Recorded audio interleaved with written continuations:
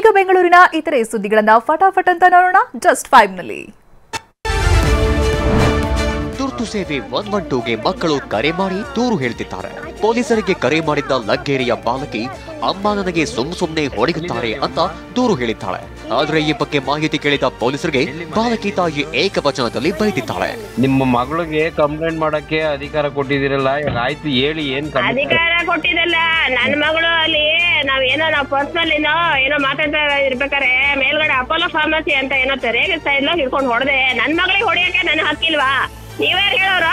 ಅಲ್ಲಮ್ಮ, ಇವಾಗ ನಾವ್ ಅದನ್ನ ಎಷ್ಟು ವರ್ಷ ಹುಡುಗಿಗೆ ಅದೆಲ್ಲ ಬೇಡ, ಇಡಪ್ಪ ಇಡ ಫೋನ್ ಇಡ. ನಿಮ್ಮ ಯಜಮಾನ್ರ ನಂಬರ್ ಕೊಡಮ್ಮ. ಆಯ್ತು ಕೊಡಲ್ಲ. ಇಟ ಕ್ರಿಕೆಟ್ ಆಟಕ್ಕೆ ಸೇರಿಸಿಕೊಂಡಿಲ್ಲ ಅಂತ ಬಾಲಕ ಪೊಲೀಸರಿಗೆ ಕರೆ ಮಾಡಿದ್ದಾನೆ. ಸ್ಥಳಕ್ಕೆ ಬಂದ ಪೊಲೀಸರು ಬಾಲಕನನ್ನ ಆಟಕ್ಕೆ ಸೇರಿಸಿದ್ದಾರೆ.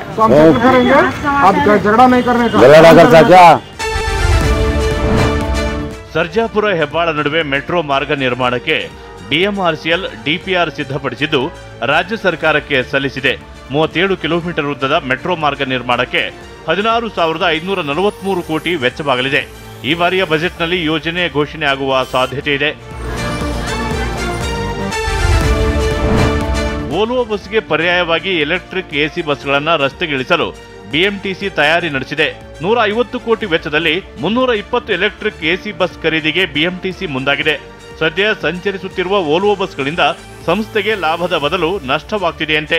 320 ಎಸಿ ಬಸ್ಸಸ್ಗಳ ಎಲೆಕ್ಟ್ರಿಕ್ ಬಸ್ಸಸ್ಗಳ ಖರೀದಿ ಬಗ್ಗೆ ಗೌರ್ಮೆಂಟ್ ಆಫ್ ಇಂಡಿಯಾ ಸ್ಕೀಮ್ಗಳ ನೆರವನ್ನು ಪಡೆದುಕೊಂಡು ಮಾನ್ಯ ಸಚಿವರು, ಮಾನ್ಯ ಕಾರ್ಯದರ್ಶಿಗಳ ಎಲ್ಲರ ಒಂದು ನೇತೃತ್ವದಲ್ಲಿ ನಾವು ಆ ಪ್ರೊಕ್ಯೂರ್ಮೆಂಟ್ನಲ್ಲಿ ಭಾಳಷ್ಟು ಗಮನ ಕೊಡ್ತಾ ಇದ್ದೀವಿ.